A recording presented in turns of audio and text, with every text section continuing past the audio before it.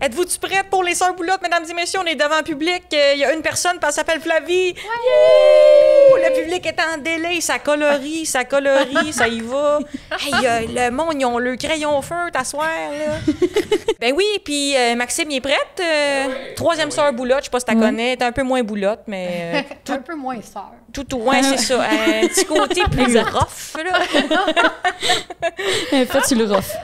Ben, bienvenue dans la famille Lisanne Richard, puis bienvenue aux Sœurs Boulottes. Oui, merci.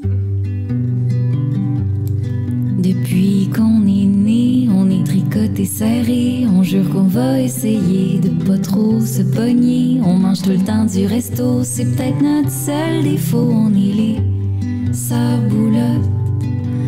Ouh, les Sœurs Boulottes. On est aux Sœurs Boulottes Montréal, il est 15h23 et on a réussi à avoir une invitée, mesdames et messieurs, Lisanne Richard. Yay! Première femme, hein, c'est ça. On voulait t'introduire d'une façon un peu comme dans tes compétitions de plongeon de haut vol, parce que j'ai vu ça dans ton documentaire, ça m'a fait capoter. Le gars de la compétition Red Bull, là, il t'a toute une voix là, quand il te présente. Il dit « Lisanne Richard, mother of three, doing it again this year. » Il me fait capoter. C'est quand il dit From Canada, the only one. Comme Lisanne Richard, 3 kids. She gave birth 3 times, and now she jumped from the mountain. Il est sur le Red Bull, ce gars-là. C'est clair, c'est clair. C'est fou. Y en a-tu beaucoup des plongeuses de haut vol qui ont des familles, des enfants? Ou Non, c'est ça. J'étais la seule et la première. Mais éventuellement, les filles ont vu que ça se pouvait. Donc là, il y en a une deuxième qui est devenue maman aussi. Oh oui, c'est un petit club Facebook, hein? Les mères qui plongent, vous êtes deux. La communauté.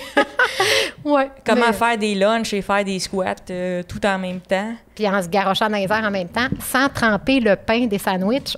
Ça, c'est tough. Défi de mère. Ben, on est contente aux Sœurs Boulottes. On a Lisanne Richard, mother of 3 cette semaine. Fait qu'on se sent choyé. Puis t'as même amené ta fille. Flavie, c'est princesse du bonheur, la fée des contre-malédictions. Wow! Elle a des pouvoirs magiques, cet enfant-là. Ah oui. On va tous disparaître tantôt. Checkez bien. On peut le faire, on va le faire. Faut pas qu'on oublie de faire ça, c'est du génie. C'est du génie absolu parce que oui, il y a beaucoup de magie aux Sœurs Boulottes.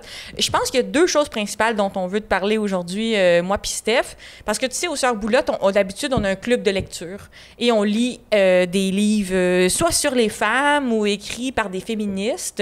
Et moi, je lis jamais. J'ai cédé à la paresse intellectuelle. Mais cette semaine, mesdames et messieurs, j'ai lu.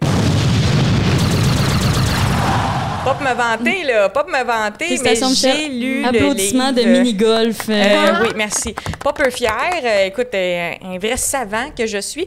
J'ai lu Toujours plus haut, hein, sur Lisanne Richard, mais par, est-ce que je dis comme fou? Myriam Jézéquel. Exact. Excellent. Ça paraît que tu as lu, tu es rendu bonne en français. Moi, là, je me force, là. Puis on va même pouvoir le faire tirer parce que moi, ça, c'est ma copie. Dedans, il y a un mot d'amour. Ça, tu recules, tu touches pas, c'est à moi. Et une copie que Lisanne nous a amenée gentiment. C'est un livre qui parle de sa vie et de sa façon de se garrocher en bas des montagnes. Bien, c'est ça. Puis parlant de mots d'amour, la personne qui va gagner, si jamais elle veut un mot dedans, il va sûrement être moins d'amour que le tien. Mais il y a moyen de communiquer avec moi pour qu'on s'organise. Oh! C'est pas rien, ça va être écrit comme... J'en donne de l'amour. C'est ça, je t'aime, un petit peu moins que Michel, mais pas pire pantoute. Hey, c'est généreux, ça. Fait que moi, je me suis tapé ton livre dans les 2 dernières semaines et il y a beaucoup de choses qui m'ont frappée dans la lecture. Il y a quelque chose avec le vent dans ton livre. Je sais pas si tu peux me parler de ça. Genre, c'est-tu Pocahontas comme vibe? Moi, ça m'a rappelé, je sais pas si tu te souviens, dans les années 2000, il y avait le film Chocolat avec Johnny Depp puis Juliette Binoche. Puis elle a dit tout le temps que le vent du Nord la pousse. Puis à cause de ça, elle déménage d'une ville à l'autre pour se réinventer. Mais ce symbole-là du vent dans ton livre, il est comme pas anodin puis il est présent. Qu'est-ce que ça représente pour toi, ça? Bien, tu sais, je me suis questionnée Au début, quand j'ai appris à faire du plongeon de haut vol, c'était vraiment j'étais jeune, là, j'avais 18 ans, puis c'était comme, je vais être plus game que les gars. Tu sais, c'était une affaire de testostérone, tu sais. Yes! Éventuellement, pour continuer à faire des affaires folles de même, il faut comme, je veux te regarder en même temps. Ouais, c'est correct. Moi, je suis toute oui aujourd'hui dans l'entrevue, là.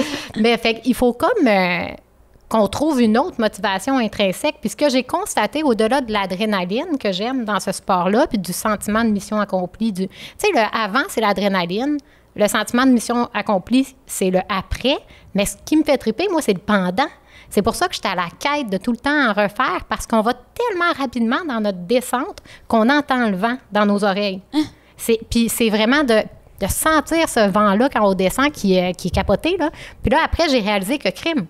Quand je fais différents plongeons, j'entends pas le vent de la même façon parce que je frotte pas de la même façon dans l'air.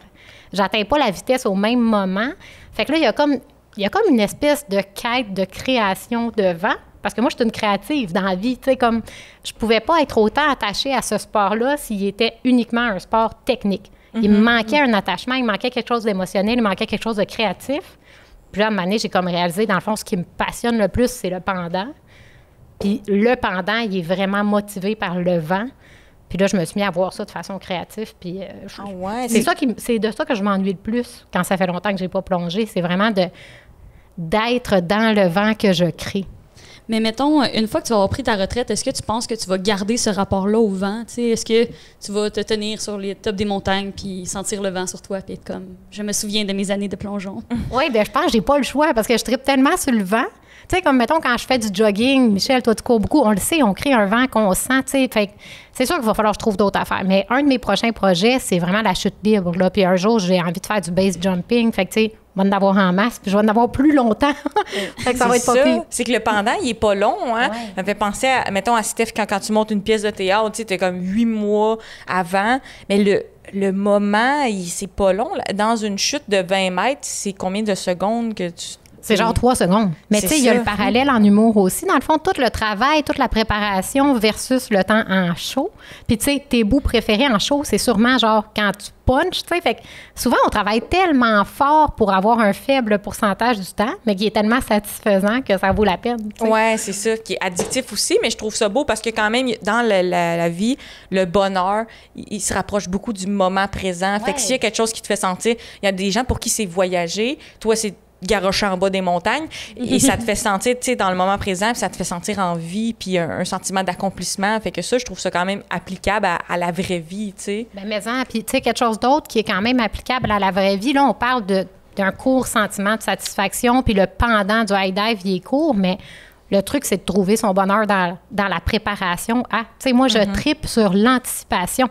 J'aime ça quand je prépare un prochain projet, voir toutes les étapes s'élaborer, travailler en équipe pour le rendre possible. Fait que tout ça, c'est de me trouver plusieurs pendants pour mon pendant optimal, tu sais, mais c'est d'avoir plein d'autres pendants dans la préparation. On est comme dans le futur et dans le présent en même temps. Ouais, pour triper sur le voyage et pas juste la destination. Là. Mais toi, tu dirais, Lisanne, que c'est combien de temps le pourcentage, mettons, de préparation versus le nombre de temps que tu plonges? Comme, c'est quoi le pourcentage entre les deux, mettons?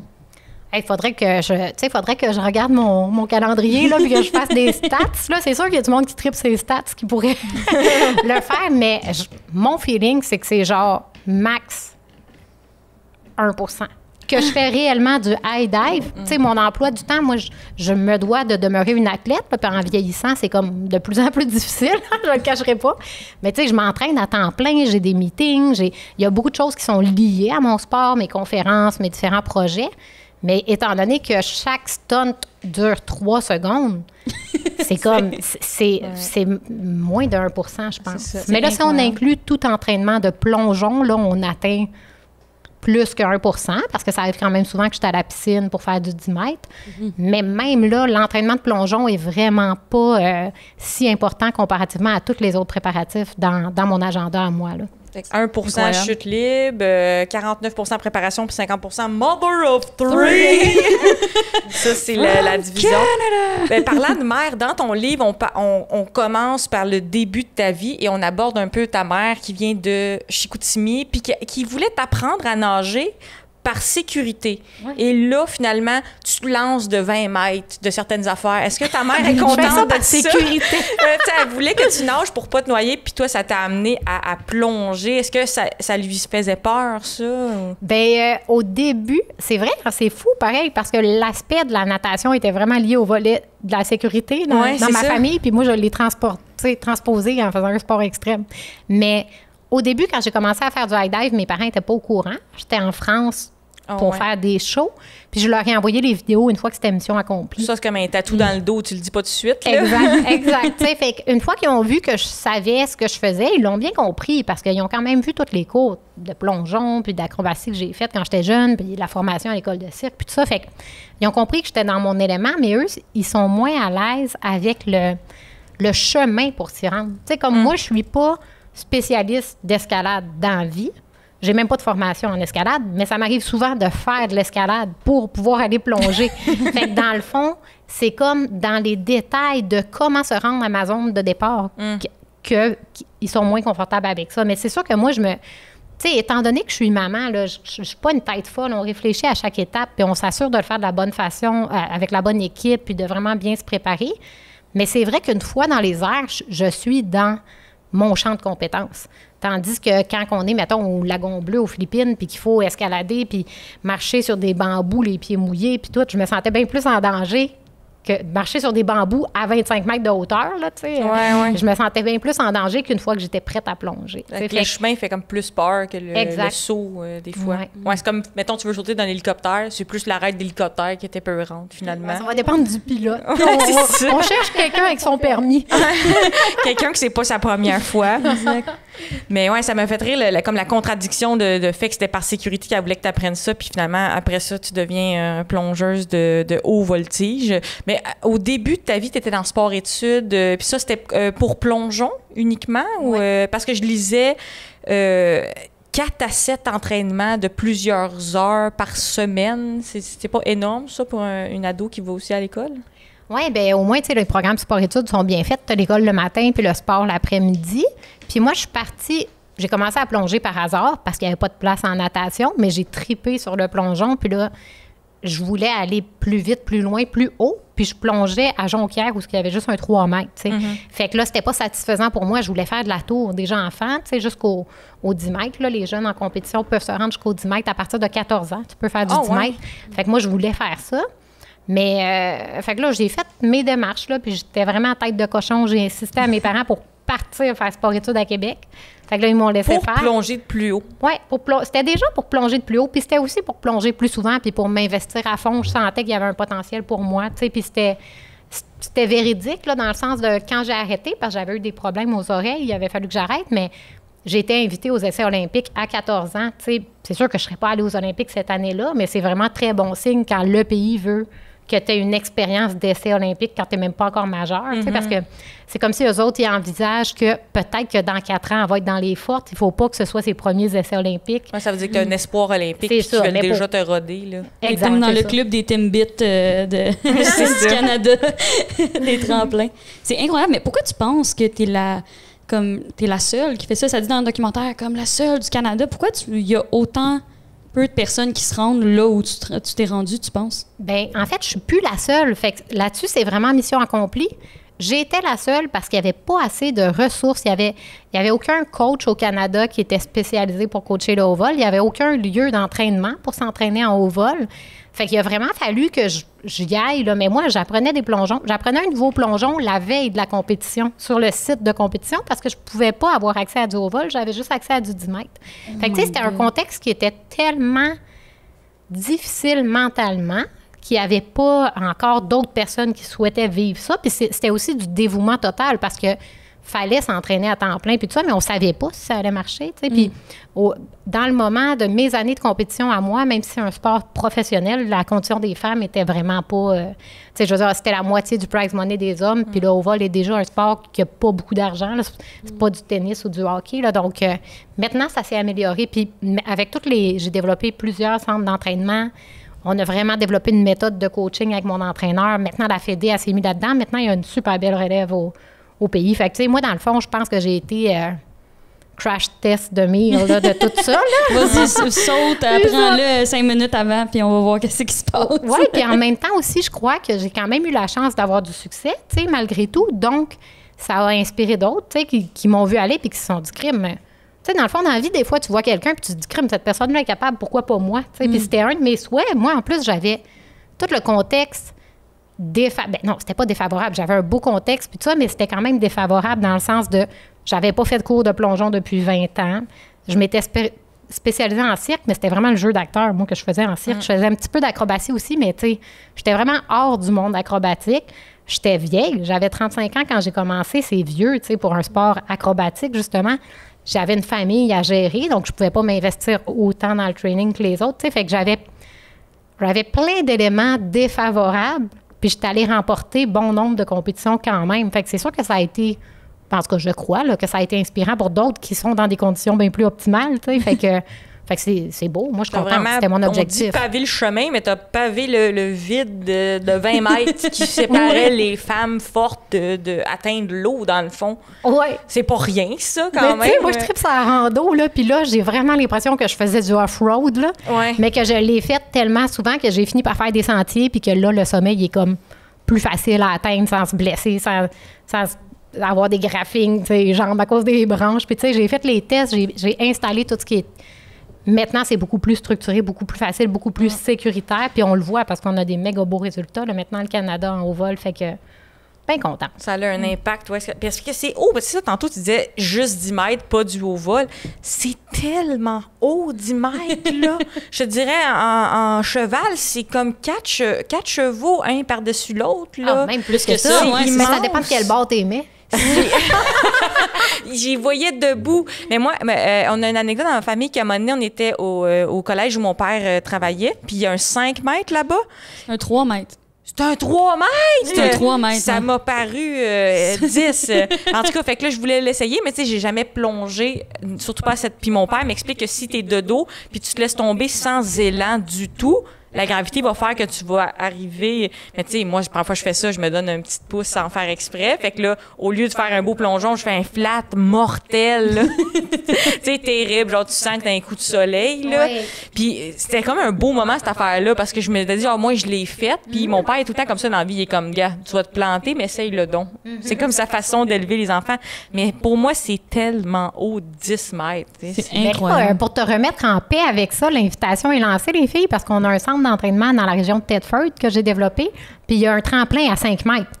Fait que ça peut être très cool là, d'aller là ensemble. Il y a aussi le high dive, mais probablement, vous allez être bienvenus à venir vous asseoir au bout, puis on va jaser. À chiller, Mais on ouais, va pas c'est vous ça. laisser plonger du 22, mais du 5, ça peut être le fun. Là, fait que cet été, Moi, j'ai un secret. Peut-être une date. Ouais, des newbies, ils peuvent le faire, le 5. Moi, j'ai un Toi, t'as secret. Je sais pas plonger. Ben, sais-tu nager? C'est Oui, le premier j'ai- prérequis. J'ai nagé, mais j'ai peur de plonger, comme même de 0 mètre, là, de le bord de la piscine. Je sais pas. Ah, elle part de la Ouais. base, là. Elle n'est pas rendue Exact. à écouter le vent. Mais là. on peut régler ça pour vrai, parce que là-bas, on a aussi un 1 mètre. Fait que, tu sais, si ça vous tente, là, on se fait On ça. va faire un petit cours privé, là, de... Mais quelqu'un qui n'a jamais plongé, là, pour que ça soit sécuritaire, mettons sa première journée, il est comme, tu sais, il est semi-sportif et déterminé.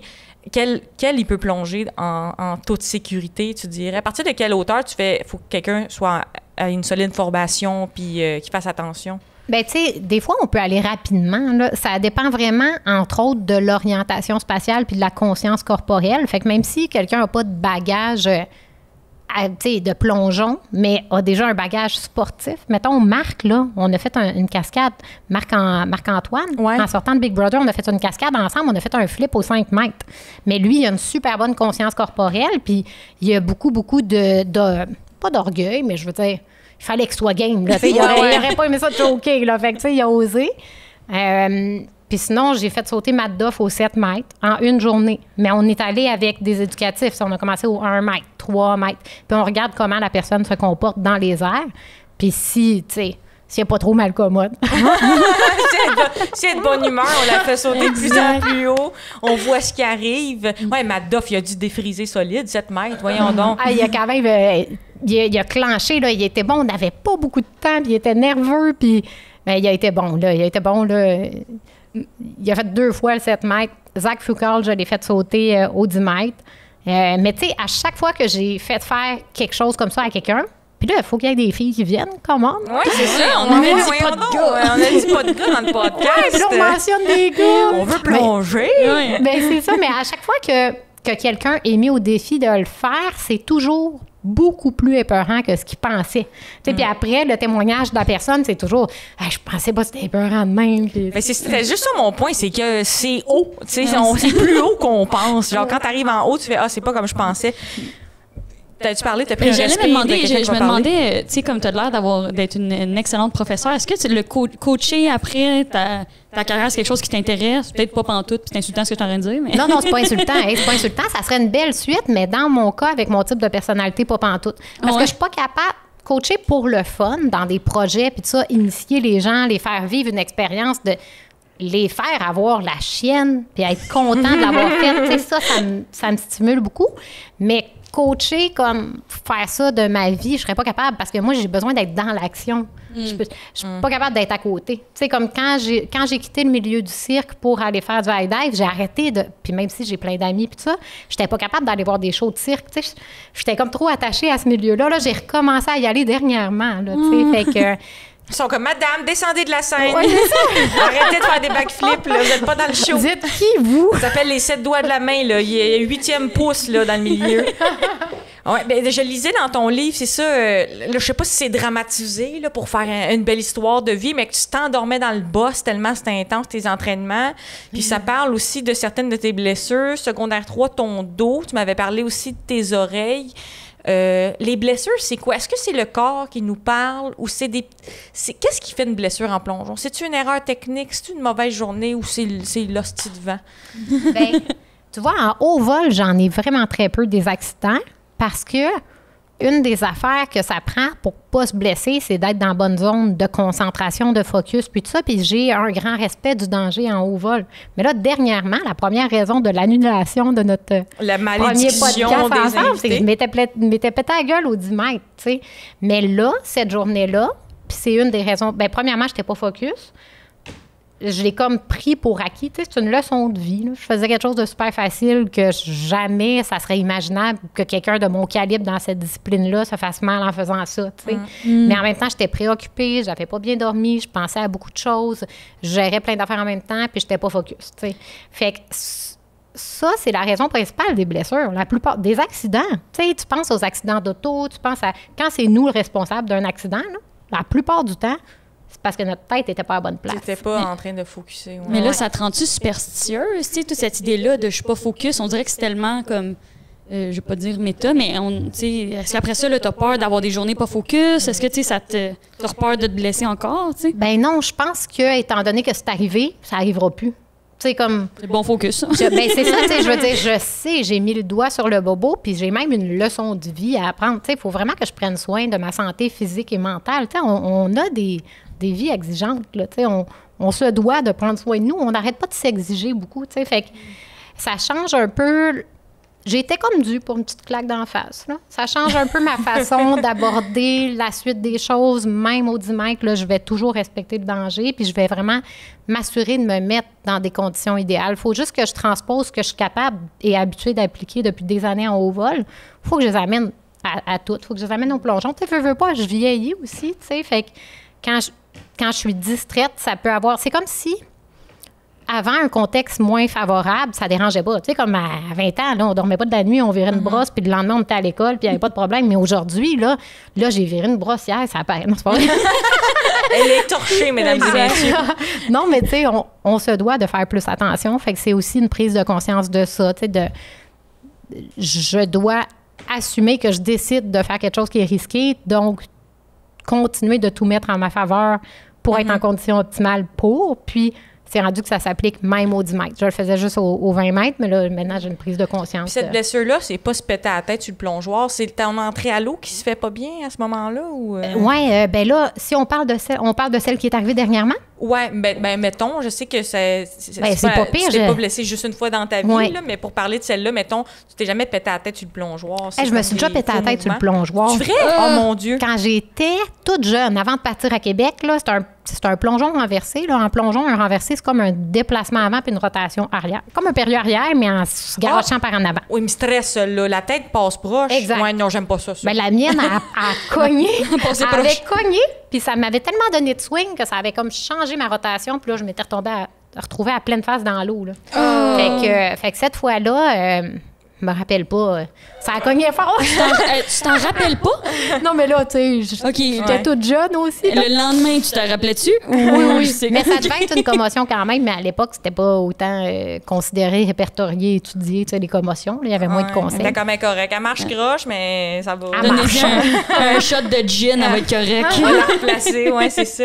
Oh, c'est fou, ça, quand même. Le fait aussi que, tu sais, t'as tellement eu de commotion que tu répertories plus trop, là, tu sais. Mais maintenant, il faut vraiment les prendre au sérieux. C'est ça, mais c'est difficile parce que, tu sais, quelqu'un qui s'investit dans un sport acrobatique ou en cirque, maintenant, ben là, c'est vraiment noté, tu sais. Puis ils peuvent évaluer par rapport à la rémission, c'est quoi ton point de base.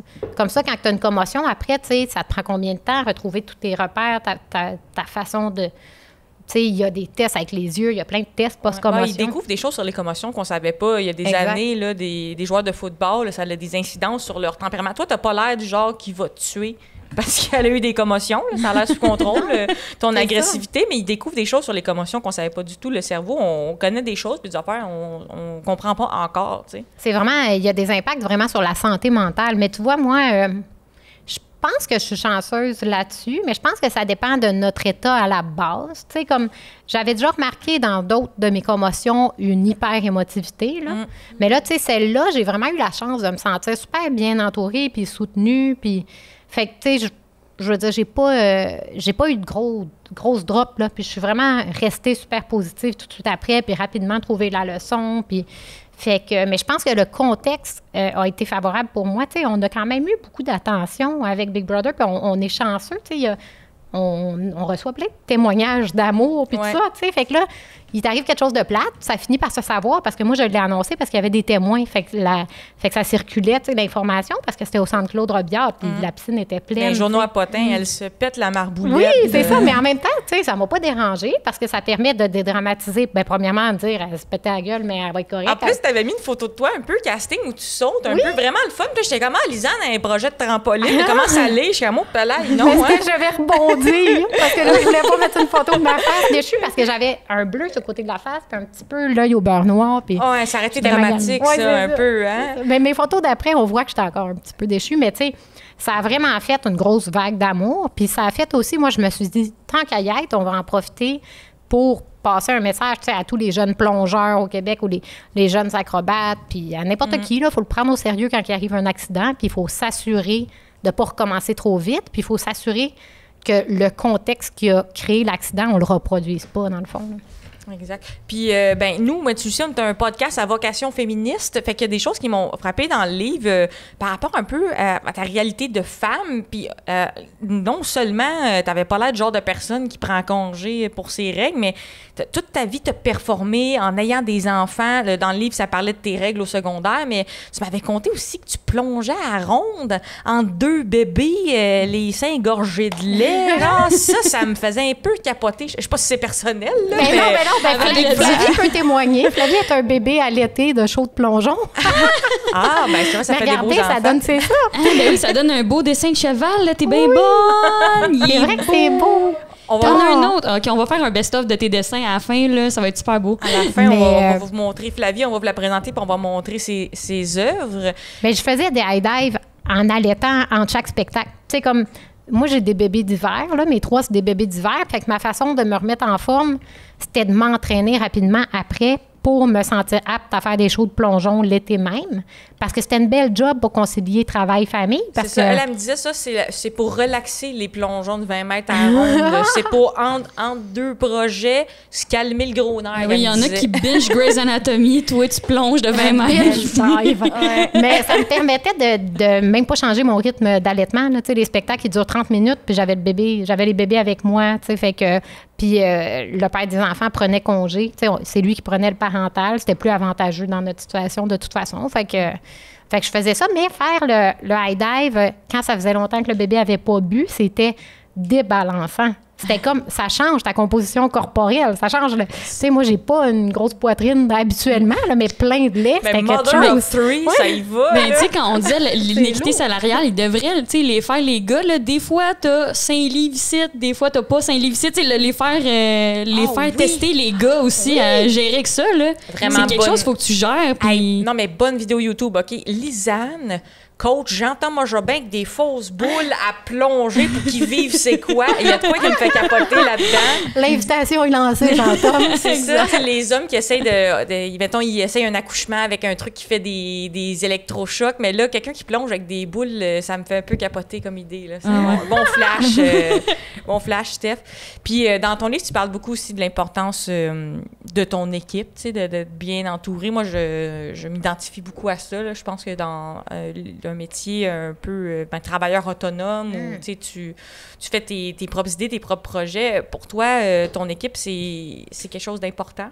Mais puis tu sais, ça, je me souviens de t'avoir vu aller là aussi beaucoup là, pendant qu'on était dans la maison.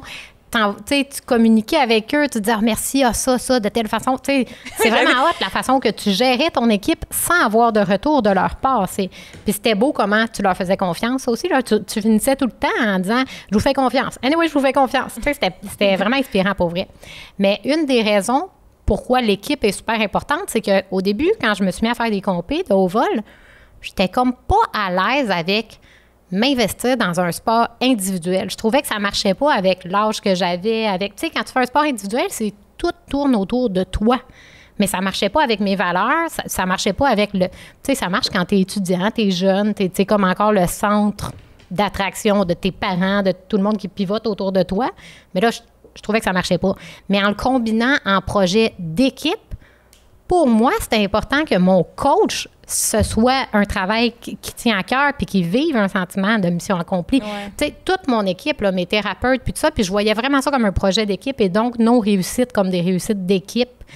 Puis ça t'enlève énormément de poids sur les épaules parce que quand tu fais confiance à ton équipe, il y a vraiment des moments où tu peux faire « Hey, c'est pas moi qui est en lead. » Là, moi, aujourd'hui, là, je fais mon entraînement de plongeon. Les moments où je plonge, il faut que je sois hyper focus avant de partir aussi, mais sinon...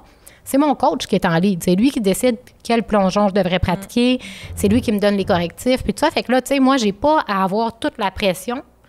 Même chose, tu sais, quand tu as une blessure, c'est ton physio qui est en lead ou ton acupuncteur ou, tu sais, de partager le lead. Moi, j'ai comme l'impression qu'on est comme des outardes, là, puis on vole en V, puis on se passe le devant. Puis pendant qu'on n'est pas en lead, on peut récupérer puis faire nos forces pour quand ça va être nous, tu sais. Fait que quand tu plonges, t'es jamais seul, dans le fond. T'es non. comme une gang. C'est comme si vous plongez en gang. J'imagine une volée d'outardes quand je suis dans les airs. Ouais. Les autres outardes sont avec un chocolat chaud puis attendent de te donner une serviette, là, mais sont dans le projet. Ils ont projet. fait leur job, tu sais ça. Ouais. Là, c'est à l'heure... Quand je compétitionne ou quand je fais mes projets, là, pendant les secondes que je suis dans les airs, c'est moi qui est en lead. Mais eux autres, ils ont travaillé fort pour que ça, ce soit... réussi. Que ça s'accomplisse. Mais c'est vrai que Big Brother aussi, c'est un saut dans le vide. Puis ça aussi, je pense qu'il fallait être bien entouré. En sortant, là, il y a des gens, ça peut être un choc un peu... soit ce qu'ils ont vécu ou comment ils ont été perçus ou tout ça. Puis c'était quelqu'un qui t'attend à la sortie, là, que ce soit l'être aimé ou un gérant. Ça l'aide là, à digérer de ce que tu viens de vivre puis comment tu vas l'aborder, genre. Mais c'est drôle que tout le monde à Big Brother envoyait des messages genre « J'aime ma famille, bisous, bisous ». Puis moi, j'étais comme « OK, la gang, on va faire un meme. Voici les instructions au niveau du meme. » là. Fait que chacun sa vie, là. Puis finalement, je voulais parler aussi, à la fin de ton livre, tu résumes un peu des éléments qui ont été importants pour toi ou du moins...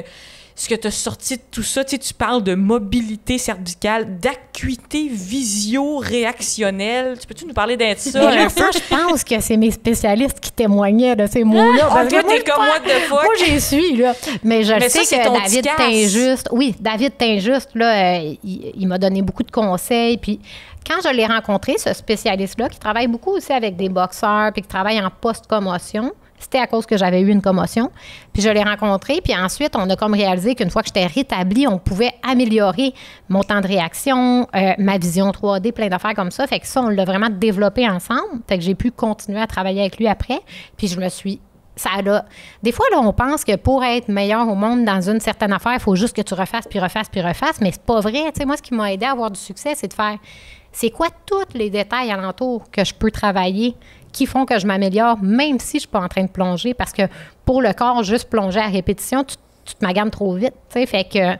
Entre autres, avec David de Tinjuste, on a fait ça, mais il y a mon ostéo aussi qui avait témoigné, je pense. Fait que chacun avec leur terme, là, mais moi, en général...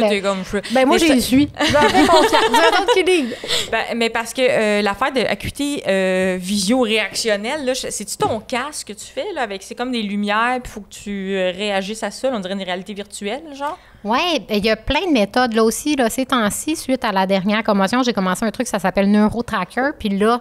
J'ai un écran devant moi, puis il y a plein de boules jaunes, puis il y en a 4, mettons, qui, tu sais, il y a la lumière différente dessus avant pour que je voie son où, puis après, ils deviennent toutes pareilles, puis ils se promènent super vite. Puis là, après, il faut que je dise c'est lesquels. Mais tout ça, ça travaille ton cerveau. Puis depuis que je fais ça, je sens que, OK, je redeviens plus alerte, là, tu sais, ça continue de développer ton cerveau, là, dans le fond, là. Fait que, oui, puis des temps de réaction, des choses comme ça aussi, parce que ça, je dois le faire rapidement. Puis en plongeon, c'est un sport de rapidité, fait qu'on n'a pas le choix d'avoir des bons temps de réaction. Tu sais, s'il arrive un oiseau qui passe près de moi dans les airs pendant que je plonge, comment je réagis? Il faut rapidement que je me dise, OK, il m'a pas touché, puis je continue.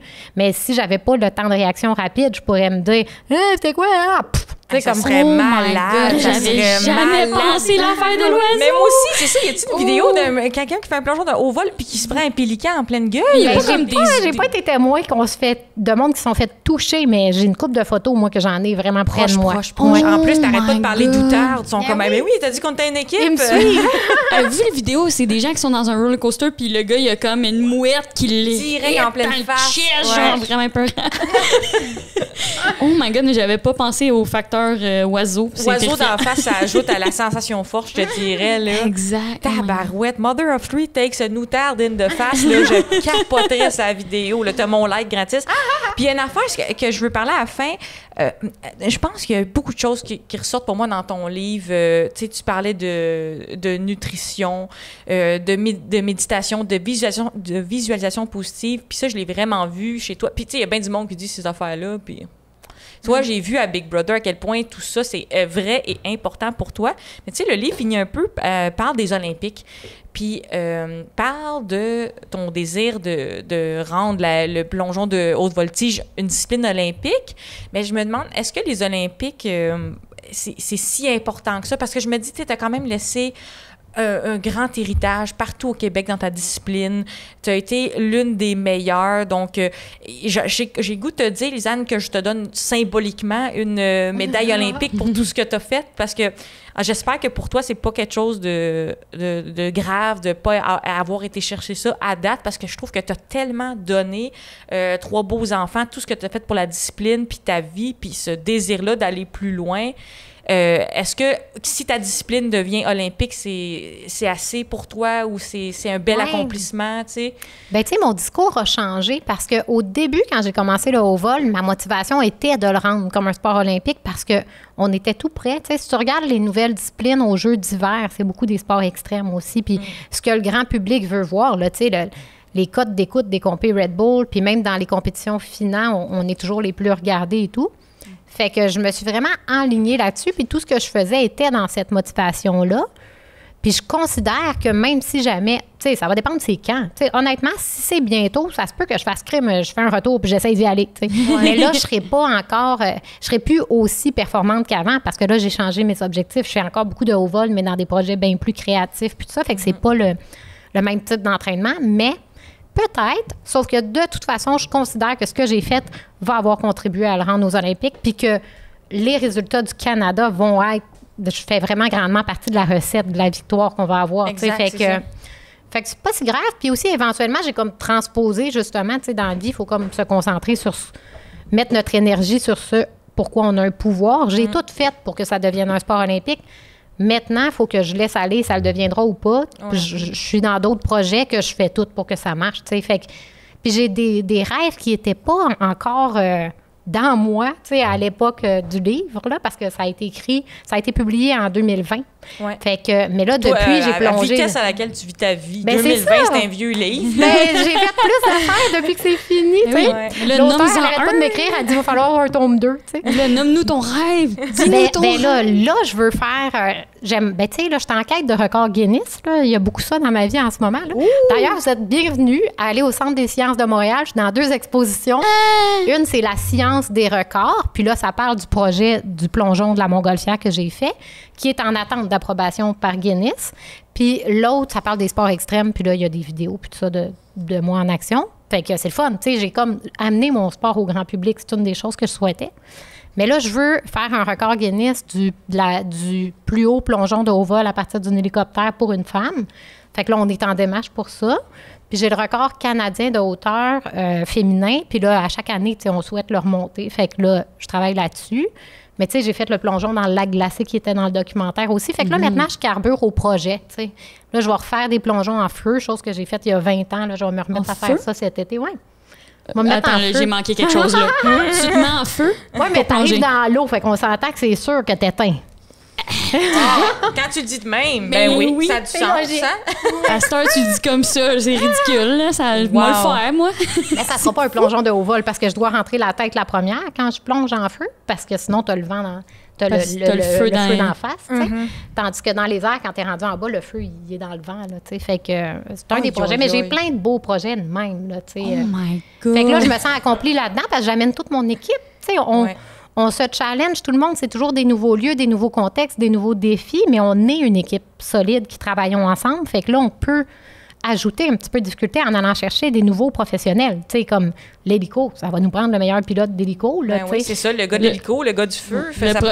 prochain, tu jumpes dans un volcan de lave, tu sais, puis... Quand on va avoir trouvé le soute, là, qui nous garde correct. c'est coup de premier pour s'assurer que t'aies pas la lave dans les yeux. Les coudes sont déjà sèches à la base. Le coude est sèche, fait que tu y vas coude premier, puis il n'y a pas de conséquences. Mais voyons donc, c'est incroyable. Ça. Bravo. Fait que ça, c'était le bout où on est fiers de toi parce que tu fais un métier incroyable, puis tu es une personne incroyable. Mais là, on s'en voudrait de ne pas faire l'entrevue où on te chicote un peu. OK, c'est l'entrevue. Pourquoi tu m'as flushé à Big Brother? Avec des bruits de toilette. Mais c'est parce que Flavie a trouvé que tu étais méchante avec moi. Oh non! Oh! Attends, tu peux-tu faire un mini high five? Flavie, tu peux-tu faire un high five? Ça va-tu rentrer dans le cadre? Check. Viens taper dans ma main ici. Yeah! Mais ça a été plate, parce que tu le savais, moi, j'aurais aimé ça qu'on continue longtemps. Mais c'était circonstanciel, puis c'était... L'affaire qui a été difficile pour moi, c'est qu'on dirait que tu n'estimais pas ma valeur. Mais en même temps, je le sais qu'en tant qu'humain, tu le fais, puis moi, je le fais au bout pour toi, là. Mais tu sais, il s'est passé tellement... Il y a aussi eu... je pense que ce qui a été poche, ça a été le revirement des athlètes, là. Tu sais, beaucoup, c'est eux qui leadaient la maison quand on y pense. Là, ouais. Mais en passant, c'est des jokes, cette entrevue-là, parce que pour moi...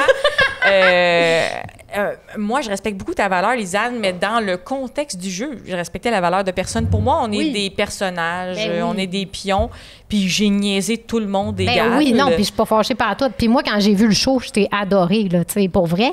Fait que, non, t'inquiète. Puis aussi, moi, j'étais allée avec la naïveté parce qu'il est vrai que je connaissais moins la game, tu sais, comme c'était stratégique d'être naïf. Mais t'as fait longtemps, là, comme t'as fait longtemps. Je trouve que t'étais très stratégique dans, tu sais, votre saison à vous, les gens qui ont dit « je sais ce qui se passe », c'était le monde qui se faisait mettre dehors, tu sais. Fait que je pense que c'était mieux de surfer sur...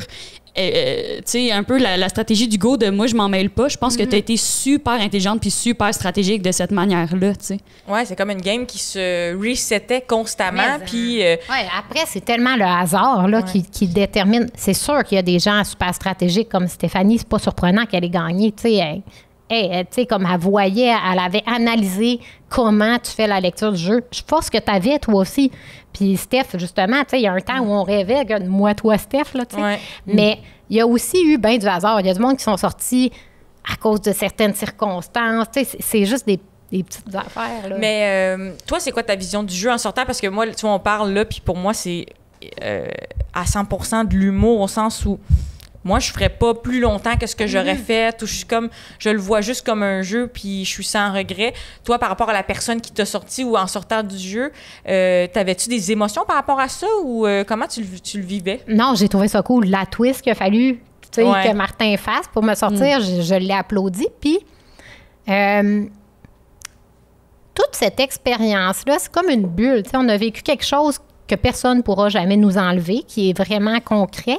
Mais ce que je réalise, c'est que après, il y a quelque chose de vraiment beau dans le après. Tu sais, moi, j'ai des liens qui continuent de se développer plus fort après, tu sais, comme toi, Guylaine, PL, Trana. Tu sais, comme, il y a vraiment des relations que c'est...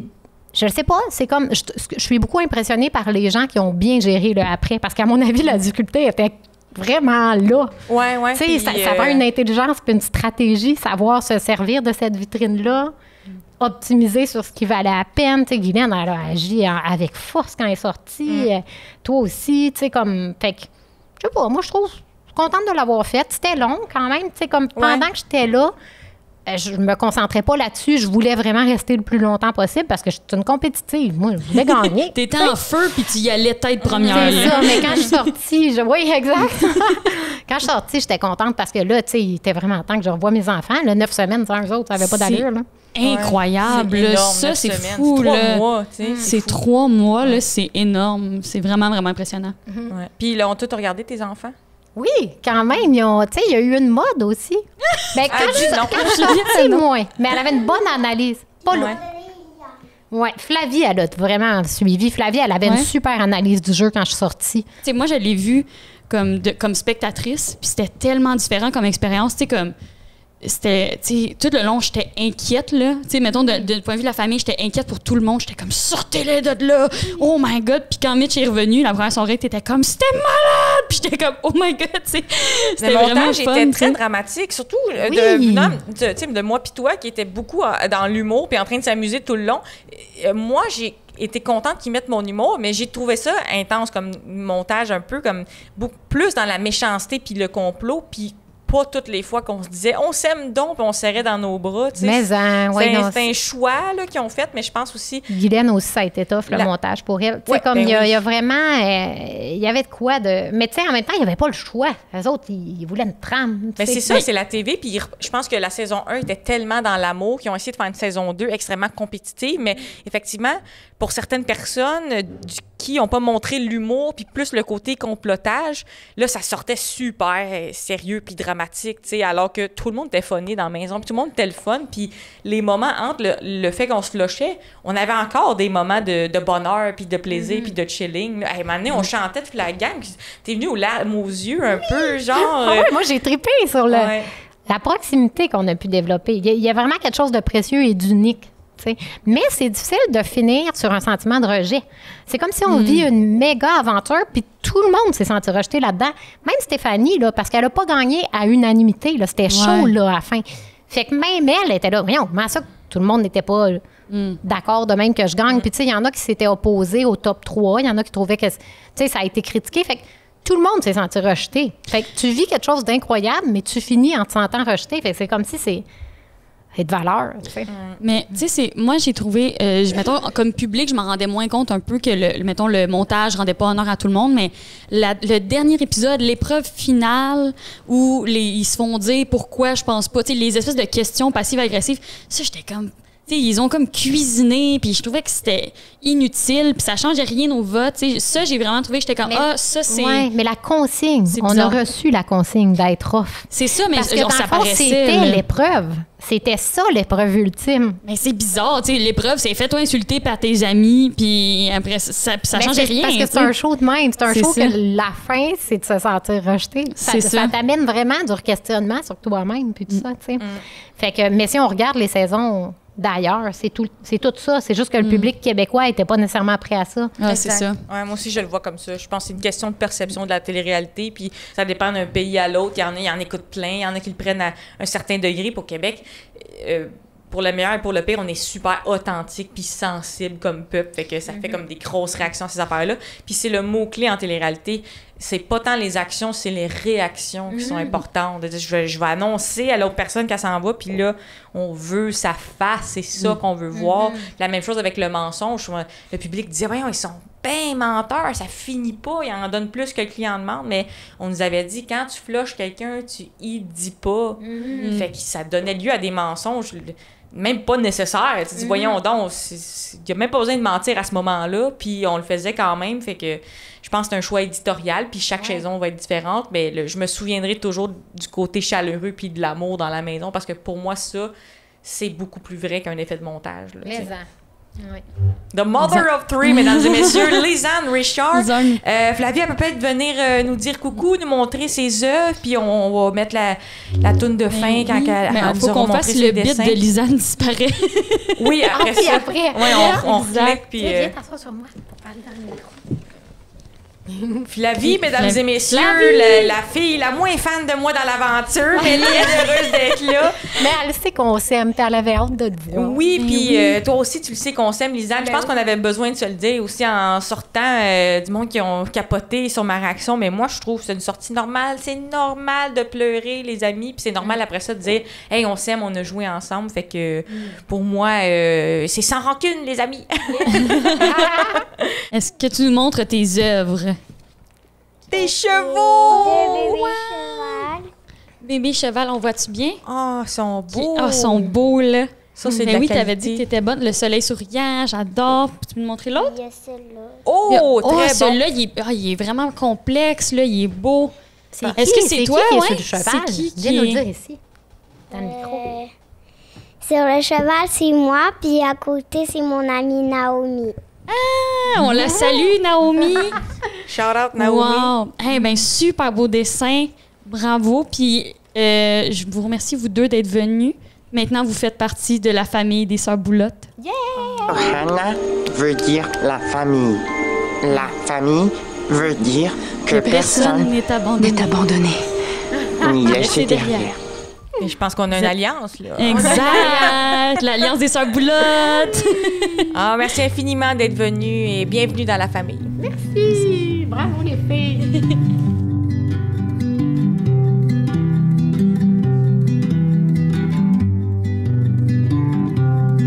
Fait que là, c'est le moment qu'on disparaît.